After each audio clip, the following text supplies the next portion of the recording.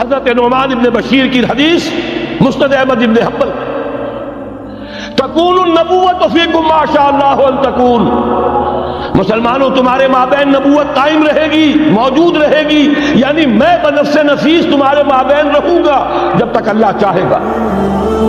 ثم یرفع اللہ اذا شاء یرفعها، پھر جب اللہ چاہے گا نبوت کو اٹھا لے گا، یعنی میرا انتقال ہو جائے۔ دوسرے دور کی خبر دی، ثم تکون خلافۃ علی منہاج النبوہ، پھر ایک دور آئے گا خلافت کا عین نبوت کے نقش قدم پر، کوئی فرق نہیں ہوگا، وہی نظام جو میں نے قائم کیا ہے جو کا تو قائم رہے گا، میرے نقش قدم پر وہ خلافت ہوگی۔ فرمایا وہ بھی رہے گا جب تک اللہ چاہے گا، پھر وہ بھی ختم ہو جائے گا۔ پھر فرمایا تیسرا دور آئے گا، ثم تکون ملکن عاظم، ظالم ملوکیت، بادشاہی، محل بنیں گے، ٹھاٹ جمیں گے، ظلم کا سکہ رواں ہوگا، ناجائز قتل ہوں گے۔ حجاج ابن یوسف کے ہاتھوں سینکڑوں تابعی محمد ابن قاسم بلا کر شہید کر دیے گئے، ورنہ اسی وقت پورا یہ جزیرہ نما ہند جو ہے، انڈین پیننسولا، اس وقت پورا کا پورا مسلمان ہو جاتا۔ لیکن ملوکیت کو کبھی یہ برداشت نہیں ہوتا کہ کوئی شخص پبلک کے اندر مقبول ہونا شروع ہو جائے، پاپولر ہونا شروع ہو جائے، ان کے اقتدار کے لیے خطرہ ہو سکتا تھا۔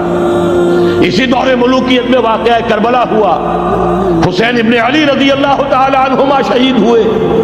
اسی ظالمانہ حکومت کے دور میں واقعہ حرہ ہوا، مدینے کی بے حرمتی ہوئی 3 دن تک۔ اسی کے دور میں حضرت عبداللہ ابن زبیر رضی اللہ تعالی عنہما شہید ہوئے۔ میں اب کیا کیا گنواؤں؟ حضور نے جب فرمایا ثم تکون ملکن عاظم، کاٹ کھانے والی ملوکیت، یہ اسی کی شرح۔ فرمایا یہ دور بھی رہے گا جب تک اللہ چاہے گا، پھر جب اللہ چاہے گا اسے بھی اٹھا دے گا۔ پھر چوتھا دور آئے گا، ثم تکون ملکن جبریا، پھر بادشاہی ہوگی غلامی کے ساتھ۔ میں نہیں کہہ سکتا اس وقت صحابہ نے اس کا مطلب کیا سمجھا ہوگا، اب چونکہ یہ دور ہمارے سامنے سے گزر چکا ہے، بلکہ ایک اعتبار سے ہم اسی دور میں سانس لے رہے ہیں، لہذا بات سمجھ میں آ رہی ہے کہ وہ ملوکیت چاہے ظالم تھی، بادشاہ مسلمان تو تھے، کلمہ گو تو تھے، ان میں بہت اچھے بھی ہوئے ہیں۔ تاریخ انسانی میں مسلمانوں کے جیسے عمدہ مثالیں ہیں عمدہ بادشاہوں کی، شاید تاریخ کے اندر کوئی اور مثالیں پیش نہ کی جا سکے۔ لیکن یہ کہ اس کے بعد جو دور آیا، کہیں ہم تاج برطانیہ کے غلام بن گئے، ملکہ برطانیہ، شاہ برطانیہ، ہز میجسٹیز گورنمنٹ، ہر میجسٹیز گورنمنٹ، کہیں فرانس کے، کہیں اٹلی کے، کہیں ہالینڈ کے، کہیں اور کسی کے، فرانس کے، اس طرح سے پورا عالم اسلام جو ہے کولونیل دور کے اندر غلامی کے دور میں چلا گیا۔ یہ چوتھا دور تھا، لیکن یہاں تھوڑا سا توقف کر لیجئے۔ یہ چوتھا دور ایک درجے میں ختم ہو گیا ہے، کہتے ہیں دنیا والے کولونیل دور ختم ہو گیا، حقیقت میں ختم نہیں ہوا، براہ راست حکمرانی ختم ہوئی ہے، انڈائریکٹ رول جاری ہے، ریموٹ کنٹرول کے ذریعے سے وہی حکومت کر رہے ہیں، بٹن وہی سے دبتے ہیں، ہم جا کر جھولیاں انہی کے سامنے پسارتے ہیں، انہی سے کبھی سرمایہ کاری کی بھیک مانگتے ہیں، کبھی قرضوں کی بھیک مانگتے ہیں، ان کے چشم ابرو کے اشاروں کے منتظر رہتے ہیں، ہماری جنگ اور صلح ان کے تابع ہے، ہمارے تمام وسائل ان کے تسلط میں ہے۔ وہ دور ابھی ختم نہیں ہوا، فرق صرف یہ ہے پہلے براہ راست حاکم تھے، آج بالواسطہ حاکم ہیں۔ لیکن حضور نے فرمایا صلی اللہ علیہ وسلم یہ دور بھی ختم ہو کر رہے گا۔ یوں سمجھیے جیسے کراچی میں لانڈی کورنگی میں کئی نمبر آتے ہیں بسوں میں، Karachi Landhi number 1، Landhi number 2، Landhi number 3، پھر کہیں 3.5 بھی ہوتا ہے۔ آج ہم بیچ میں کھڑے ہیں اس چوتھے دور کے کہ حضور کے قول کے مطابق ملکن جبرین، یا دور ابھی جاری ہے، نصف ختم ہو گیا ہے، نصف ابھی باقی. لیکن ایک بات تو بڑی تلخ ہے، ابھی بقیہ نصف میں بڑی قیامتیں گزرنے والی ہیں. اسی بقیہ نصف میں وہ معرکہ پیش آنے والا ہے، اسی میں وہ ملاحم ہوں گے، اسی میں وہ الملحمۃ العظمیٰ ہوگی، اسی میں دجال اکبر کا ظہور ہوگا، اس میں ہمارے اوپر تکالیف اور مصائب ابھی اور اس کے سائے گہرے ہوں گے، اور کچھ روز سزاؤں سے لہو برسے گا، اور غمناک یہ تاریک اندھیرے ہوں گے. لیکن اس کے بعد فرمان نبوت پوری شان کے ساتھ ظاہر ہوگا.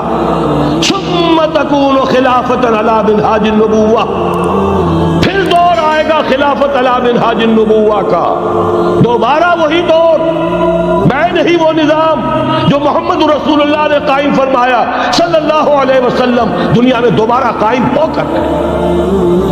میرے کئی دوستوں نے کہا ہو کر رہے گا، اور میں یقین کے ساتھ کہتا ہوں ہو کر رہے گا.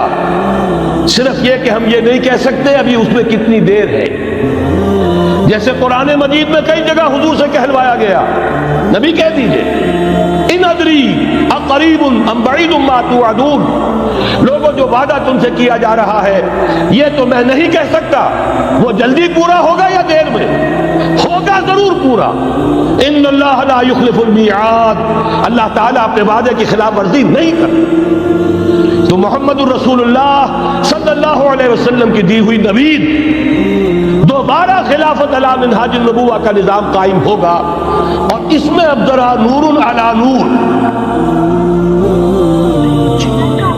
دو حدیثیں اسی کتابچے میں شامل ہیں، پھر عرض کر رہا ہوں یہ آپ کو مل جائے گا اگر نہیں ہے اس وقت، اور میں چاہتا ہوں آپ ان کے متن یاد کریں، ان حدیثوں کے مبلغ بن جائیں، ان آیات کو حفظ جان بنائیں، تاکہ مایوسی کا مداوع ہو سکے. ہمتیں جو پست ہو رہی ہیں ان میں دوبارہ عزم جمع پیدا ہو سکے. اس لیے ہم نے بڑی تعداد میں اسے شائع کیا ہے. 100 کے پیکٹس کے اندر آپ کو یہ مل سکے گا اگر آپ لینا چاہیں. عام کریں، پھیلائیں. پہلی حدیث ہے مسلم شریف کی، صحیحین میں سے ایک، سند کے اعتبار سے بلند ترین درجہ.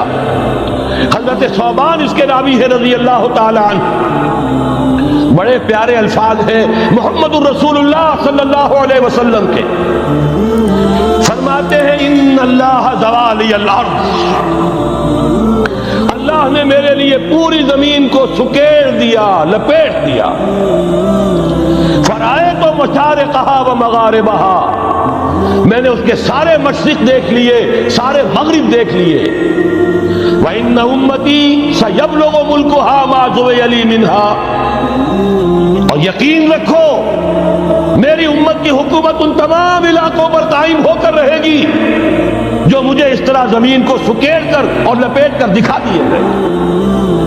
اب جس شخص کو بھی محمد کی رسالت پر ایمان ہے صلی اللہ علیہ وسلم، اسے کوئی شک نہیں ہو سکتا. دوسری روایت حضرت مقداد سے، یہ مسند احمد ابن حنبل کی روایت. حضرت مقداد رضی اللہ تعالیٰ عنہ فرماتے ہیں حضور نے ارشاد فرمایا لا يبقى على ظهر الارض بیت مدر ولا وبر الا ادخلہ اللہ کلمۃ الاسلام. اس روئے ارضی پر کوئی گھر نہیں بچے گا، نہ اینٹ گارے کا بنا ہوا نہ کمبلوں کا بنا ہوا خیمہ رہے گا جس میں اللہ تعالیٰ کلمہ اسلام کو داخل نہ کر دے. کل روئے ارضی پر ہر گھر میں اسلام داخل ہوگا. لیکن اس میں بڑی اہم بات ہے، ہمارے بعض دانشور آج جو گمراہیاں پھیلا رہے ہیں اس کا توڑ اس حدیث میں ہے، اور ہمیں صدمہ ہے. علامہ اقبال کا فرزند، اور وہ اس مغالطوں کو عام کر رہا ہے. اور بھی چھٹ بھئیے دانشور تھے، ان کی بات کی کوئی اہمیت نہیں تھی، لیکن اب وہی بات کہی ہے ڈاکٹر جاوید اقبال نے. اس حدیث میں اس کا توڑ ہے. اسلام کا غلبہ ہوگا تو کیسے ہوگا؟ بعز عزیز و ذل ذلیل. یا تو کسی عزت والے کے اعزاز کے ساتھ ہوگا اور یا کسی کمزور کی مغلوبیت کی بنیاد پر ہوگا. اما یعزہم اللہ، یا تو اللہ گھر والوں کو، خیمے والوں کو اعزاز عطا فرمائے گا، فیکونون من اہلہا، وہ اسلام ہی کے کلمے کو قبول کر لیں گے. وَإِمَّا يُذِلُّهُمْ، یا اللہ انہیں مغلوب کر دے گا، فَيَدِينُونَ لَهَا، اور ان کے لیے لازم ہوگا کہ وہ اسلام کی تابعداری اختیار کریں. یہی دو راستے ہیں، یہی سورہ توبہ میں بتایا گیا تھا. ان یہودیوں سے، ان نصارہ سے مسلمانوں جنگ جاری رکھو، حتیٰ یؤتوا الجزیۃ عن ید وہم صاغرون، یہاں تک کہ اپنے ہاتھ سے جزیہ پیش کریں، چھوٹے بنے، اسلام کی بالادستی کو قبول کریں. میثاق مدینہ یہ تو اصل میں جد و جہد کے دوران کا ایک مرحلہ ہے. دوران میں تو کبھی صورتحال بدلتی ہے، تدبیریں ہوتی ہیں، صلح بھی ہوتی ہے، جنگ بھی ہوتی ہے. آخری فیصلہ قرآن کا کیا ہے؟ مسلمان اور غیر مسلم مل کر ایک امت نہیں بن سکتے، ایک ملت نہیں بن سکتے. اسی بنیاد پر پاکستان بنایا. دو قومی نظریے کا سب سے بڑا پرچارک علامہ اقبال، وطنی قومیت کی نفی کرنے والا شدید ترین الفاظ میں علامہ اقبال، اور اس کے فرزند جو ہے وہ ایک قوم ہونے کا تصور دے رہے ہیں مسلمانوں اور غیر مسلموں کو. یہاں تو ایک ہی راستہ ہے. صحابہ کرام کی فوجیں جب نکلی جہاں گئیں، تین آلٹرنیٹیو. ایمان لے آؤ، ہمارے برابر کے ہوگے، بھائی ہوگے، جان مال عزت آبرو املاک جائیداد ہر چیز جیسی ہے ویسی رہے گی، ہمارے کندھے سے کندھا لگا کر کھڑے ہوگے.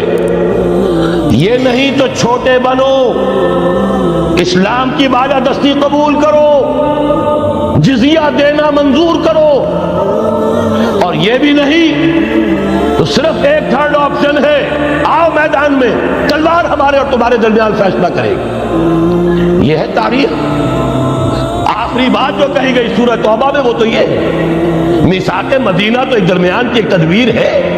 معاہدات ہوتے ہیں، معاہدات تو مشرکین عرب سے ہوئے، جس کی کامل تنسیخ کی براءۃ من اللہ ورسولہ الی الذین عاہدتم من المشرکین. سارے معاہدات آج ختم کیے جا رہے ہیں، اعلان عام کیا جا رہا ہے. کوئی معاہدہ نہیں ہے. باطل جو ہی پسند ہے، حق لا شریک ہے. شرکت میں آنا ہے، حق و باطل نہ کر قبول.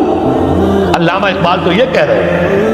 بارہ ذہن میں رکھیے، حضرت مقداد کی اس حدیث نے بہت بڑا عقدہ حل کیا ہے. اسی لیے جب حضور سے یہ الفاظ سنے حضرت مقداد نے تو کہتے فقلت، میں نے اپنے دل میں یہ کہا، وَيَكُونَ الدِّينُ كُلُّهُ لِلَّهِ، یہ جو سورہ انفال میں الفاظ آئے ہیں، دین پورا کا پورا اللہ کے لیے ہو جائے گا. یہ تبھی ہوگا جبکہ کل روئے ارضی پر کوئی گھر نہ بچے، کوئی خیمہ نہ رہے جو یا تو اس کے گھر والے اور خیمے والے اسلام لے آئیں یا اسلام کی تابع داری قبول کر دیں، سب کے لیے تیار ہو، تب ہوگا. اسی کو اقبال نے کہا تھا جواب شکوہ میں، وقت فرصت ہے کہاں، کام ابھی باقی ہے، نور توحید کا اتمام ابھی باقی.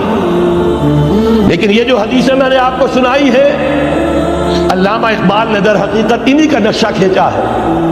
آسماں ہوگا سحر کے نور سے آئینہ پوش، اور ظلمت رات کی سیما پا ہو جائے گی. پھر دلوں کو یاد آ جائے گا پیغام سجود، پھر جبھی خاک حرم سے آشنا ہو جائے گی. آنکھ جو کچھ دیکھتی ہے لب پہ آ سکتا نہیں، محو حیرت ہوں کہ دنیا کیا سے کیا ہو جائے گی. شب گریزہ ہوگی آخر جلوہ خورشید سے، یہ چمن معمور ہوگا نغمہ توحید سے.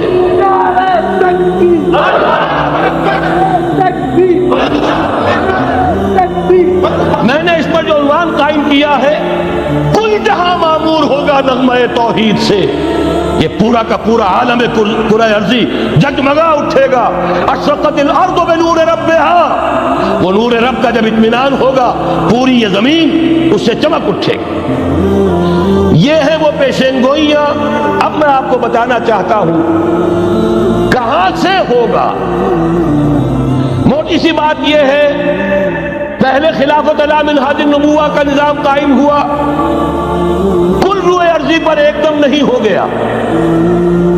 ایک ملک جزیرہ نما عرب محمد الرسول اللہ صلی اللہ علیہ وسلم والذین معہ رضی اللہ تعالی عنہم اجمعین، ان کی جد و جہد، ایثار، قربانی، اس کے نتیجے میں جزیرہ نما عرب وہاں یہ نظام قائم ہو گیا. پھر پھیلا، پھر توسیع ہوئی. 3 لشکر نکلے تھے، مشرق، مغرب، شمال. شمال میں اوشیائے کوچک ترکی کا علاقہ، مشرق میں خراسان تک، مشرق میں یہ ماوراء النہر تک، مغرب میں بحر اوقیانوس تک. دشت و دشت ہیں، دریا بھی نہ چھوڑے ہم نے، بحر ظلمات میں دوڑا دیے گھوڑے ہم نے. اب بھی یہی ہوگا، کسی ایک جگہ سے ہوگا. یہ میں اب آپ کو بتانا چاہتا ہوں کہاں سے ہوگا. پہلے اس کے جو شواہد ہیں وہ سمجھ لیجئے، پھر حدیثیں میں سامنے لاؤں گا. میں نے عرض کیا تھا کہ مغرب سے یہ سیلاب نیو ورلڈ آرڈر کا چلا، جو کہ در حقیقت یہودیوں کا مالیاتی نظام ہے. اس مالیاتی شکنجے میں انہوں نے یورپ، امریکہ کو جکڑا ہوا ہے. اس کے بعد ان کی فتوحات کا دائرہ عالم عرب ان کے شکنجے میں آ چکا. ابھی آپ نے خبریں پڑھی ہوں گی، اب تو ہزاروں فنڈامنٹلسٹ سعودی عرب میں گرفتار ہو رہے ہیں، علماء گرفتار ہو رہے ہیں. یہ ساری حکومتیں جو امریکہ کے ایجنٹوں پر مشتمل ہیں، در حقیقت یہی سب سے پہلے اپنے ہاں کے جو مسلمان ہیں، جنہیں یہ کہتے ہیں کہ یہ فنڈامنٹلسٹ ہیں، سب سے پہلے تشدد ان کی طرف سے ہوگا. بہرحال اب اس سے آگے ہے عالم اسلام کا وہ حصہ جس میں میں اور آپ بھی ہیں. یہ غیر عرب عالم اسلام، ایران سے شروع ہو کر پھر افغانستان، جو حضور کے زمانے میں خراسان کہلاتا تھا. یہ پورا افغانستان، کچھ تھوڑا سا حصہ ایران کا، کچھ تھوڑا سا حصہ روسی ترکستان کا، کچھ حصہ پاکستان کا، یہ سب حضور کے زمانے میں خراسان کہلاتا تھا. اس کے ضمن میں جان لیجئے اب یہ نیوکلیس بننے والا ہے. یہاں سے خلافت کا آغاز ہو کر رہے گا. اس کے شواہد کیا ہیں؟ پہلی بات نوٹ کیجئے، ختم نبوت کے بعد سارا سلسلہ مجددین کا ہے رحمہم اللہ. 1000 برس تک سارے مجدد عالم عرب میں پیدا ہوئے. 11ویں صدی سے یہ صنم خانہ ہند مجددین کی آماجگاہ، مجدد الف ثانی رحمت اللہ علیہ 11ویں صدی ہجری یا الف ثانی، اسی کے دوسرا 1000 سال وہیں سے شروع ہوا. کہاں کے رہنے والے تھے؟ 12ویں صدی کے مجدد اعظم شاہ ولی اللہ دہلوی، 13ویں صدی میں سید احمد بریلوی اور ان کے ساتھی شہید شاہ اسماعیل شہید، 14ویں صدی میں شیخ الہند اسیر مالٹا، انگریز سے ٹکرا جانے والا. یہ مضمون ہم نے چھاپا تھا، اگرچہ چھپا تھا وہ پاکستان، روزنامہ پاکستان میں، ہم نے بھی اسے چھاپا. اب دوبارہ جو کتاب کا شائع کیا ہے انگلینڈ میں، انگلستان میں خلافت کی اذان کے عنوان سے اسپیشل ایک جو ہے ندائے خلافت کا ایشو آیا ہے، اس میں دوبارہ ریپیٹ کیا ہے. اس سے آپ کو اندازہ ہوگا شیخ الہند کی شخصیت کا. جرمنی تک سے ان کی گفتگو چل رہی تھی، دارالخلافہ ترکی سے گفتگو چل رہی تھی. ہندوستان کو آزاد کرا کر دوبارہ اس کو ایک دارالاسلام کی شکل دینا، اس لیے کہ اس وقت تک آپ کو معلوم ہونا چاہیے ہندو ابھی سویا ہوا تھا. وہ غلامی کا جو بھی اس کے اوپر اثر پڑا تھا مسلمانوں کی 1000 سالہ غلامی کا، اس کی وجہ سے اس میں کوئی حوصلہ تھا ہی نہیں. سیاست کے میدان میں ہندو ابھی آیا ہی نہیں تھا. اس وقت اگر کہیں وہ تجویز کامیاب ہو جاتی، وہ برلن پلان، وہ ریشمی رومال تحریک، تو واقعہ یہ ہے کہ 30 برس اور یہ بر عظیم پاک و ہند انگریز کا غلام نہ رہتا.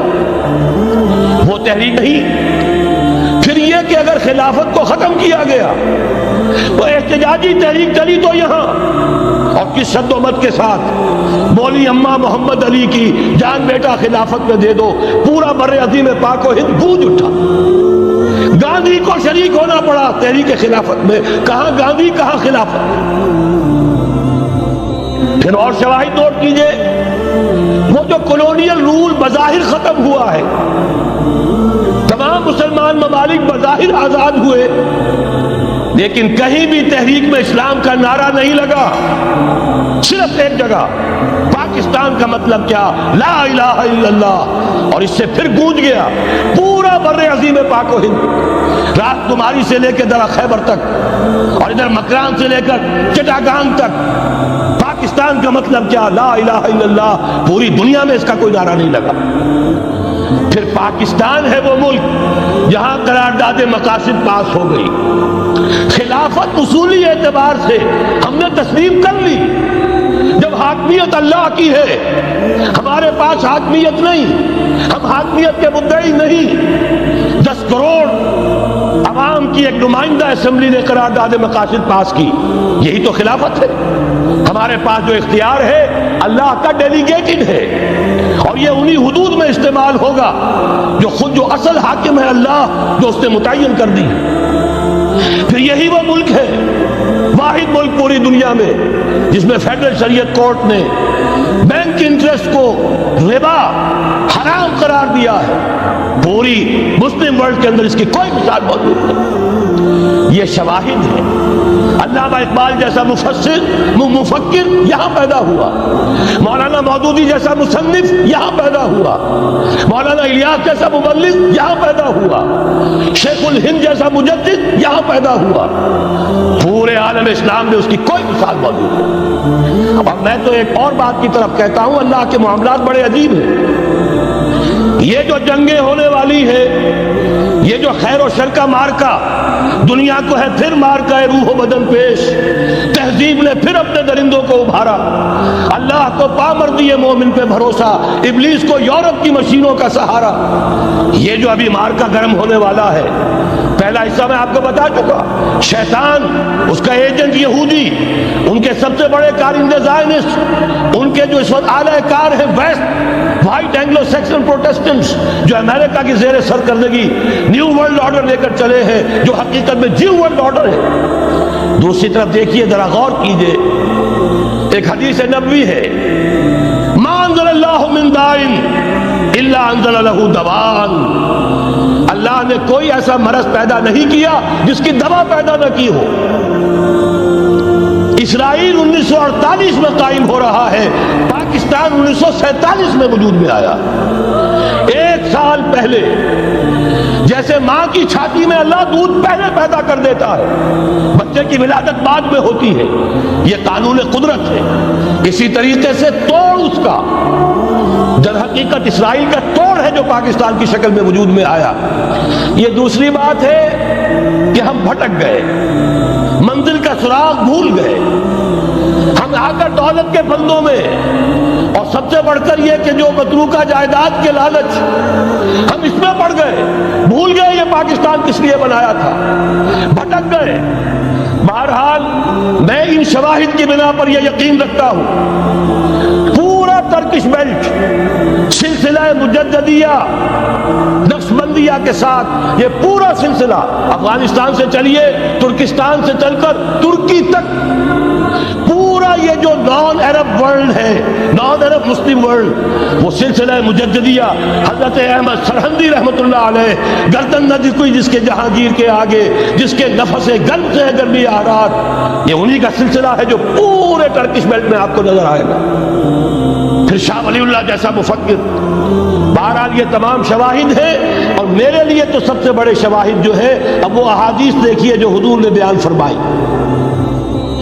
جب یہ مارکا گرم ہوگا، ایک حدیث ہے، حضور فرماتے ہیں، ابن ماجہ کی روایت ہے، حضرت عبداللہ ابن حارث رضی اللہ تعالیٰ عنہ سے، یخرج ناس من المشرق یودعون للمہدی علی سلطانہ۔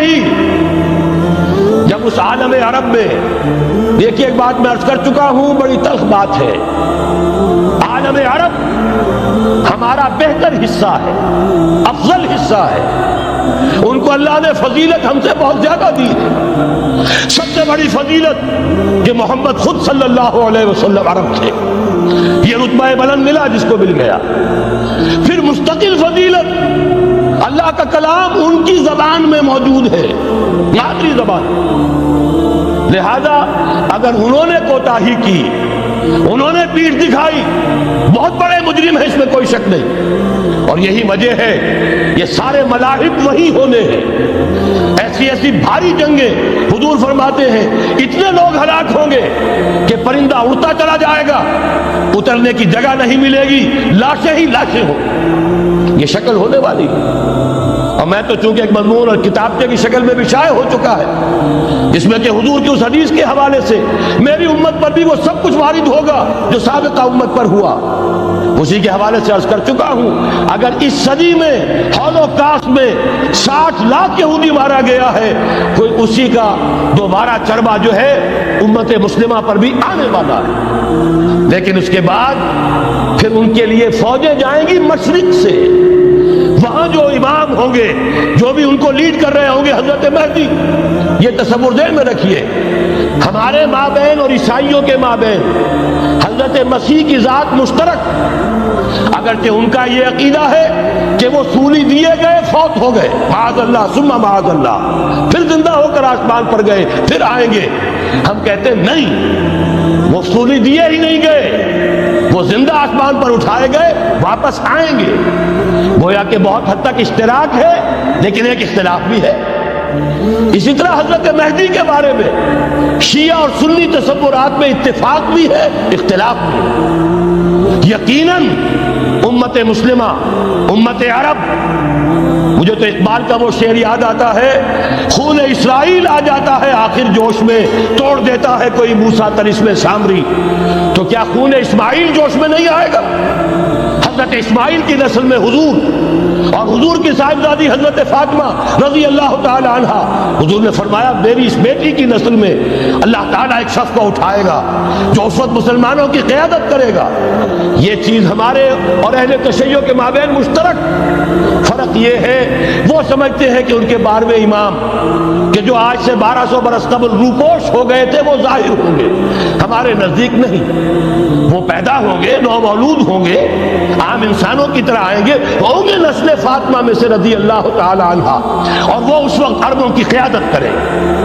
خون اسماعیل آ جائے گا آخر جوش میں، اور کوئی حضرت مہدی وہ آئیں گے اور اٹھیں گے اور قیادت کریں گے، دجال سے مقابلہ کریں گے اور اس ملاحم کے اندر قیادت فرمائیں گے، لیکن ان کی مدد کے لیے مشرق سے فوجیں آئیں گی۔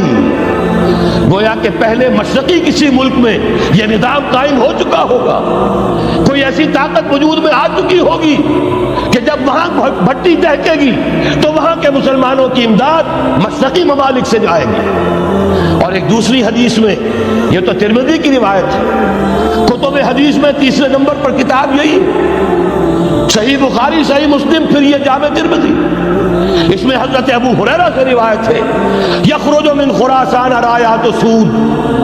خراسان میں بتا چکا ہوں حضور کے زمانے کا خراسان، افغانستان، کچھ حصہ پاکستان کا، کچھ روسی ترکستان کی آزاد ریاستیں جو ابھی ہوئی ہیں، تھوڑا سا حصہ ایران کا، یہ خراسان بزرگ، دی اولڈ گریٹر خراسان، یہاں سے فوجیں چلیں گی، سیاہ علم برآمد ہوں گے اور کوئی طاقت انہیں روک نہ سکے گی، ان کا منہ پھیر نہ سکے گی، یہاں تک کہ وہ ایلیا حضور کے زمانے میں یروشلم کا نام تھا، یہاں تک کہ ایلیا میں جا کر نسب ہوتا ہے۔ گویا کہ یہ جو ہمارے ہاتھ سے نکلا ہے قبضے سے، پہلے بھی عربوں کے ہاتھوں سے نکلا تھا بیت المقدس، یروشلم، عرب واپس نہیں لے سکے تھے، کرد خون صلاح الدین ایوبی اس نے واپس لیا، عربوں میں دم نہیں رہا تھا، عیاشیوں کی وجہ سے کھوکھلے ہو چکے تھے۔ میں تجھ کو بتاتا ہوں تقدیر امم کیا ہے، شمشیر و ثنا اول، طاؤس و رباب آخر۔ یہی وجہ ہے کہ تقریباً 20 صدی کے بعد ان کی حکومت ختم، آشمارا حق بود در خون بارد بر زمین بر زوال ملک مستعصم امیر المومنین۔ یہ ہوا کہ نہیں ہوا؟ جبکہ آئے ہیں تاتاری ہورس، اور جنہوں نے کہ آخری خلیفہ بنو عباس اسے محل میں سے نکالا، ایک کھال کے اندر لپیٹ کر اور اپنے گھوڑوں کے سوؤں تلے کچل دیا، عرب معدول کر دیے گئے تھے۔ لیکن اب دوبارہ عربوں کو جب سہارا ملا ہے، لیکن اب بھی انہوں نے کہیں اسلام قائم نہیں کیا، کوئی روس کا غلام رہا، کوئی امریکہ کا غلام رہا، کسی نے اس کا ساتھ دیا، کسی نے اس کا ساتھ دیا، تہذیب ہے تو مغربی، تمدن ہے تو مغربی، فضا میں تم ہو نصارہ تو تمدن میں ہنود، یہ مسلمان ہیں جنہیں دیکھ کے شرمائے یہود۔ یہی معاملہ جب ان کا ہوا تو اب اللہ تعالیٰ کی طرف سے ان کے اوپر وہ عذاب کی بھٹی گرم ہونے والی، لیکن اس کے بعد پھر یہاں سے جائیں گے وہ جو ان کی مدد کریں گے، اور یہ ایلیا کو واپس لینے والے یہ مشرق سے چلنے والے لشکر ہوں گے۔ یہ دو حدیثیں ابھی سن لیجئے، اور تیسری حدیث یہ ہے، حضور نے فرمایا، یہ سنن نسائی کی روایت ہے، قال رسول اللہ صلی اللہ علیہ وسلم عصابتان من امتی احرزهم اللہ من النار، میری امت کے دو لشکر ایسے ہوں گے جنہیں اللہ نے آگ سے نجات دے دی ہے، پہلے ہی سے ڈکلیئرڈ ہے۔ عصابۃ تغزو الہند، ایک لشکر کے جو ہند پر حملہ آور ہوگا، وَعِصَابَةٌ تَكُونُ مَعَ عِيسَىٰ ابن مریم علیہ السلام، اور دوسرا لشکر وہ ہے جو حضرت عیسیٰ کے ساتھ جا کر اور ان کے ساتھ مل کر یہودیوں کے خلاف جنگ کرے گا۔ میں اس حدیث کا جو مطلب سمجھتا ہوں واللہ عالم، یہ اسی علاقے میں جب انقلاب آ جائے گا، یہ علاقہ خراسان اور پاکستان، جب یہاں نظام خلافت قائم ہوگا، یہاں سے اسلام کی توسیع ہوگی، اور یہاں سے جانب مشرق ہند اور جانب مغرب یہ جو یہودیوں کا سیلاب آ رہا ہے، ان دونوں کا مقابلہ کرنے کے لیے انشاءاللہ العزیز، ورنہ یہ عصابتان جو ہے ایک حدیث میں جمع کرنے کی کوئی اور حکمت ہو نہیں سکتی، ورنہ تو ہندوستان پہ کئی لشکر آئے ہیں، لیکن یہ کہ در حقیقت اسی وقت جبکہ عالم عرب میں وہ بھٹی دہکے گی، اسی وقت یہاں انقلاب آ چکا ہوگا، ایک طرف یہاں سے مدد کے لیے لشکر جائیں گے کہ جو مسلمان عرب جو ہیں ان کی مدد کریں گے، حضرت مہدی کے جھنڈے تلے لڑیں گے، حضرت مہدی کی حکومت کو مستحکم کریں گے، یؤطئون علی المہدی، دوسری طرف وہ ہندوستان کی طرف پیش قدمی کریں گے، اور یہیں سے جیسے اس وقت سیلاب نکلا تھا جزیرہ نما عرب سے، ایک داہنی طرف ایک بائیں طرف، ایران، افغانستان، ترکستان، ادھر مصر، لیبیا، الجزائر، مراکش، موریتانیہ، اسی طریقے سے انشاءاللہ اسی علاقے سے اس کا آغاز ہوگا اور بات آگے بڑھے گی۔ تو اصل حاصل کیا ہے؟ یہ ہونا ہے، پچھلے آثار ثابت کر رہے ہیں کہ ہونا ہے، حضور کی احادیث بتا رہی ہے کہ یہی سے ہونا ہے، ہوا صرف یہ ہے ہم بھٹک گئے، ہمیں اپنی منزل یاد نہ رہی۔ میں تو بہرحال ان لوگوں میں سے ہوں جنہوں نے نعرے لگائے تھے پاکستان کا مطلب کیا، لا الہ الا اللہ۔ میں سن 46 میں یہاں حبیبیہ ہال میں قائد اعظم نے مسلم اسٹوڈنٹ فیڈریشن کے جس اجلاس کو خطاب کیا تھا، ضلع حصار سے جو 2 ڈیلیگیٹ آئے تھے ان میں سے ایک میں تھا۔ میں نے بہرحال اس تحریک میں بھی حصہ لیا ہے، ایک ننھے کارکن کی حیثیت سے لیا ہے، پھر حالات کو بدلتے اپنے آنکھوں سے دیکھا ہے، ہم کہاں سے کہاں جا پہنچے ہیں۔ ضرورت صرف اس بات کی ہے کہ آج ہمارا حال یہ ہے، ہماری قیادت، ہماری سیاست ان لوگوں کے ہاتھ میں ہے کہ وہ فریب خوردہ شاہی کے پلاح و کرکسوں میں اسے کیا خبر کہ کیا ہے، تب وہ تاب جاویدانہ، ان کی تہذیب مغربی، ان کی ذہنیت مغربی، ان کی وضاقتہ مغربی، ان کا تمدن مغربی، ان کی سوچ مغربی، ان کے سارے اطوار مغربی، لہذا در حقیقت ایک تو یہ کہ ان سے چھٹکارا پانا، اور دوسرے یہ کہ در حقیقت مغرب کے تمام طاقتوں کو للکارنے کے لیے اس قوم کے اندر سے جذبہ ایمان، جذبہ جہاد کو برآمد کرنا، یہ 2 کام ہیں جو کرنے ہیں، اور اگر ہم یہ کر لیں گے، جیسا کہ میں نے آیت آپ کو سنائی تھی، اللہ کا کوئی وعدہ غیر مشروط نہیں، ایمان اور عمل صالح، ایمان اور جہاد، یہ وعدے پورے کرو گے تو اللہ کا وعدہ بھی پورا ہوگا۔ لیکن ظاہر بات ہے جیسے یہودیوں نے یورپ کو فتح کیا اور آج وہ مغرب یہودیوں ہی کے زیر اثر ہمیں فتح کرنے پر تلا ہوا ہے، آج نوٹ کیجئے جس طرح 3 اطراف سے یہودیوں نے حملہ کیا یورپ پر، میں اس کا تذکرہ کر چکا ہوں، آج ہم پر بھی اسی طرح کا 3 pronged اٹیک ہے۔ نمبر 1، ایٹمی دانت نہ نکلنے پائیں اس قوم کے، رول بیک کرانے کے لیے خاموش ڈپلومیسی، اس کے ہتھ کنڈے، کہیں ان میں طاقت نہ ہو جائے، کہیں یہ چیلنج کرنے کی پوزیشن میں نہ آ جائیں، اپنے پاس ایٹمک ہتھیاروں کے انبار ہوں، لیکن کسی مسلمان ملک کے پاس آ گیا تو وہ اسلامک بام بن جائے گا۔ اگر وہ اسرائیل کے پاس ہے کوئی حرج نہیں، لیکن پاکستان کے پاس کسی صورت میں ہتھیار نہیں ہونا چاہیے۔ کمزور رکھو، ہمارے دستے نگر رہے، ہماری ہی مرضی پر، ہمارے چشم ابرو کے اشارے پر حرکت کرے۔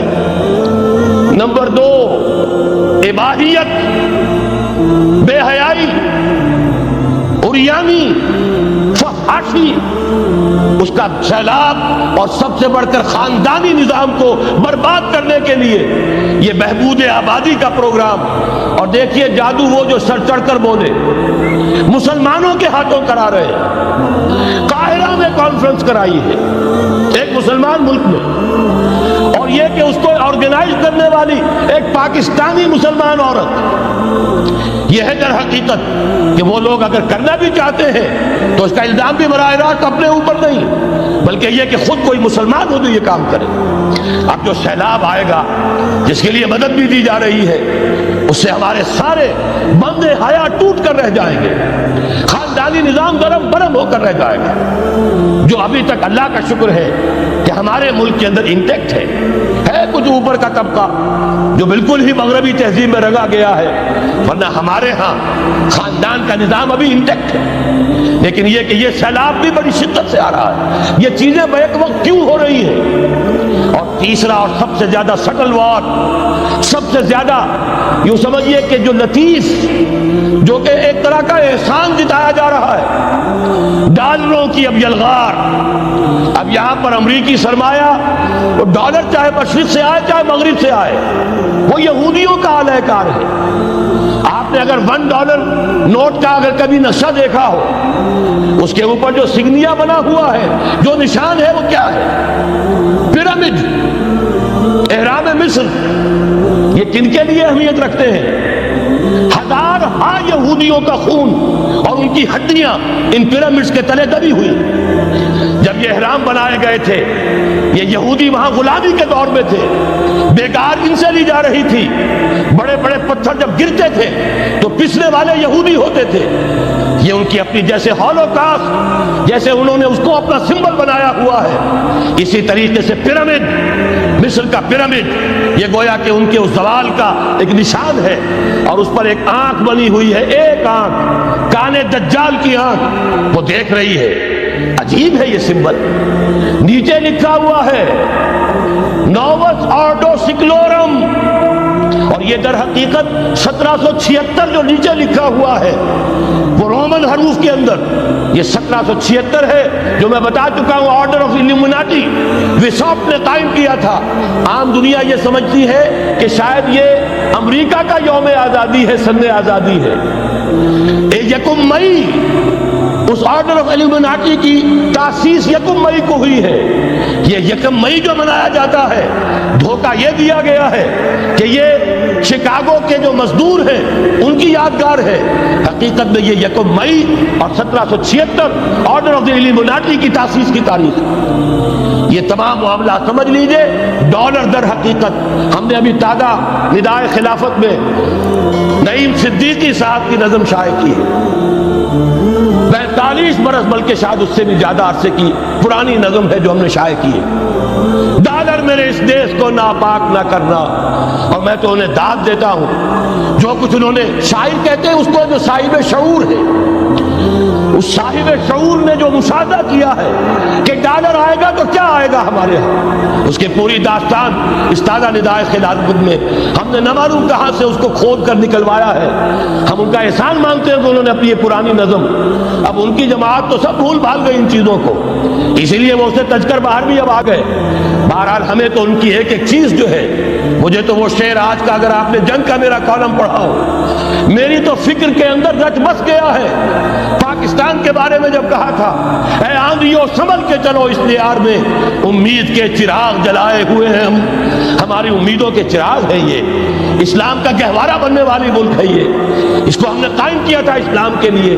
یہ آندھیاں نہ چلیں، اس ملک کو ہم نے اسلام کے چراغ جو ہے ہم نے اس میں روشن کیے ہوئے، اے آندھیوں سنبھل کے چلو اس دیار میں، امید کے چراغ جلائے ہوئے ہیں ہم۔ بہرحال یہ تیسرا سیلاب ہے، ننگی سرمایہ داری، جس کی پھر لعنتیں ہوتی ہیں، ایک طرف فقر، ایک طرف احتیاج، ایک طرف بھوک، ایک طرف دولت کے انبار۔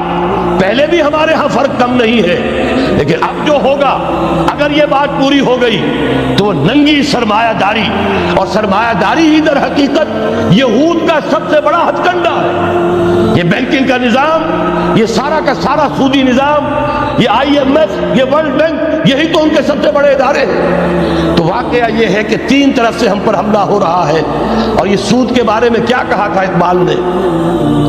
اقربا آخر چمی زائد فتن، اس سود کے ام الخبائث کے پیٹ سے سوائے فتنوں کے اور کیا برآمد ہو سکتا ہے؟ کش نہ داند لذت قرض حسن، کسی کو قرض حسنہ کی لذت یاد نہیں رہی، بغیر سود کے قرض دو۔ تمہارے پاس فاضل رکھا ہوا ہے، کسی بھائی کو دو کہ وہ اپنی معاشی گاڑی کا پہیہ چلا لے، پھر اصل واپس لے لینا۔ اگر اتنی ہمت نہیں ہے کہ ان تصدقوا فهو خیر لکم، صدقہ ہی کر دو تو سب سے اچھا ہے، دے ہی ڈالو اپنا فاضل سرمایہ۔ یسألونک ماذا ينفقون قل العفو، مت رکھو اپنے پاس، یہ گندگی ہے۔ لیکن اگر بڑے ہی کم ہمت ہو تو کم سے کم قرض حسنہ دو، اپنی اصل رقم واپس لینا۔ کس نہ دانت لذت قرض حسن، اضربا جاں تیرا دل چو خشت و سنگ، اس لیے کہ سود کے ذریعے سے انسان کے اندر تاریکی پھیل جاتی ہے، دل جو ہے اینٹ کے مانند، پتھر کے مانند سخت ہو جاتا ہے، کٹھور۔ ثم قست قلوبکم فہی کالحجارۃ او اشد قسوۃ، آدمی درندہ بے دندار و چنگ، اور انسان بغیر اس کے کہ بھیڑیوں والے دانت ہوں اور بھیڑیوں والے پنجے ہوں، بھیڑیا بن جاتا ہے۔ بہرحال اب کرنے کا کام کیا ہے اس کو سمجھیے۔ اس پوری صورتحال کا میں نے آپ کے سامنے نقشہ پیش کر دیا۔ ایک طرف مغرب سے نیو ورلڈ آرڈر، جو جیو ورلڈ آرڈر ہے، اس وقت کی سپریم پاور آن ارتھ، امریکہ کی سرپرستی میں بڑی تیزی کے ساتھ حملہ آور ہے۔ دوسری طرف وَمَكَرُوا وَمَكَرَ اللَّهُ وَاللَّهُ خَيْرُ الْمَاكِرِينَ، اللہ کو پامردی مومن پہ بھروسہ، ابلیس کو یورپ کی مشینوں کا سہارا۔ اللہ تعالیٰ نے اسرائیل کا توڑ پاکستان قائم کیا، اللہ تعالیٰ نے اس کے لیے 300 برس کی تاریخ، اس کی تمہید میں مجددین امت یہاں پیدا کیے، یہاں قرارداد مقاصد پاس کرا دی 20ویں صدی عیسوی کے وسط میں، کہ اکبر نام لیتا ہے خدا کا اس زمانے میں۔ بینک انٹرسٹ کو ربا، سود حرام قرار دیا۔ یہ سارے شواہد ہیں۔ اب ضرورت صرف ایک بات کی ہے، ایک زبردست عوامی تحریک اٹھے۔ یہ عوامی تحریک کیسی ہو؟ نمبر ایک، فرقہ واریت سے بلند ہو۔ یہ فرقہ واریت جو اس وقت بہت بڑا فتنہ بن گیا، جس کی کشیدگی بڑھتی چلی جا رہی ہے، اس کے اندر اگر ہم قوم کے حیثیت سے اگر ملوث ہوتے چلے گئے، آخری تباہی آ جائے۔ فرقہ واریت سے بلند، سیاسی کشمکش سے بلند، یہ سیاسی کشاکش، یہ حزب اختلاف، حزب اقتدار، اس سے بلند، اس سے کوئی بحث نہیں، کوئی دلچسپی نہیں۔ علاقائیت یا لسانی قومیت، اپنے دنیاوی حقوق کی فکر مت کرو، بلکہ آخرت کی فکر کرو، اور یہاں اس کی اصل منزل خلافت کے نظام کی فکر کرو۔ ان تمام چیزوں کو پورا کرتے ہوئے یہاں پہ نظام خلافت قائم کیا جائے، یہ ہے واحد علاج۔ اور اسی کے لیے للکارنے کے لیے، اسی کے لیے دعوت دینے کے لیے ہم نے اس تحریک خلافت پاکستان کا آغاز کیا۔ تنظیم اسلامی نے اپنے لیے ہدف معین کیا ہے، نظام خلافت علی منہاج النبوہ کا قیام، پہلے پاکستان میں اور پھر کل نوع عرصی پر۔ اب میں چند منٹوں میں آپ کو بتاؤں گا کہ وہ نظام ہے کیا۔ دیکھیے، اس موضوع پر میں پاکستان کے تقریباً تمام بڑے شہروں میں اکثر جگہ 3 دن 2-2 گھنٹے کی تقریر کر چکا ہوں۔ सियासी निज़ाम क्या है, माशी निज़ाम क्या है, समाजी निज़ाम क्या है। खिलाफत अब कायम होगी तो बहरहाल 1400 बरस कब्ल की खिलाफत और आज की खिलाफत, वक्त के दरिया में बहुत सा पानी गुजर गया है। उसूल वही के होंगे, फंडामेंटल वही के होंगे, तफसीली खाका बनेगा इस ज़माने के तकाज़ों के मुताबिक। तो मेरे वो तकरीरें वीडियो की शक्ल में, ऑडियो की शक्ल में, उर्दू में, अंग्रेजी में, शिकागो में 20 घंटे का प्रोग्राम पिछले साल रिकॉर्ड करा के आया। अल्लाह का फजल है कि वो फैल रहा है मामला। अब मगरिब में अज़ान खिलाफत बुलंद हो रही है, उसका तज़किरा मैं बाद में करूंगा। बहरहाल वो तो तफसीली बात है। यहां मैं चंद मिनटों में सिर्फ अलजबरा के उसूलों की तरह चंद बातें बता रहा हूं। जो भी आपका आज निज़ाम है, 3 शर्तें पूरी कर दीजिए, वो खिलाफत बन जाएगा, सियासी और दस्तूरी एतबार से। नंबर 1, हाकमियत अल्लाह की, और अल्लाह का शुक्र है ये हम कर चुके। अल्लाह जज़ाए खैर दे जिन्होंने मेहनत की थी, अल्लाह जज़ाए खैर दे जिन्होंने वो तहरीक उठाई थी मतालबा दस्तूर इस्लामी, और फिर जिन्होंने मदद की थी, अल्लाह ताला उन्हें जज़ाए खैर दे। बहरहाल वो अब हमारे दस्तूर का हिस्सा है, हाकमियत अल्लाह। अलबत्ता अगला कदम हम आज तक नहीं उठा सके। उस हाकमियत का ज़हूर कैसे होगा? आपके दस्तूर में यह तय कर दिया जाए, किताब और सुन्नत हर शय से बाला तर है, दस्तूर से भी बाला, अदालती कवानीन से बाला, पार्लियामेंट से बाला, सेनेट से बाला, सदर से बाला, सुप्रीम कोर्ट से बाला, हाई कोर्ट से बाला, हर शय से बाला किताब और सुन्नत। जब तक ये नहीं होता, करारदाद मकासद की हैसियत ऐसी है कि जैसे आप सिनेमा हॉल के ऊपर आगे जो है कुरान मजीद का कोई कतमा लगा दे, इसके सिवा कुछ नहीं। ये भी गनीमत है कि करारदाद मकासद पास हुई।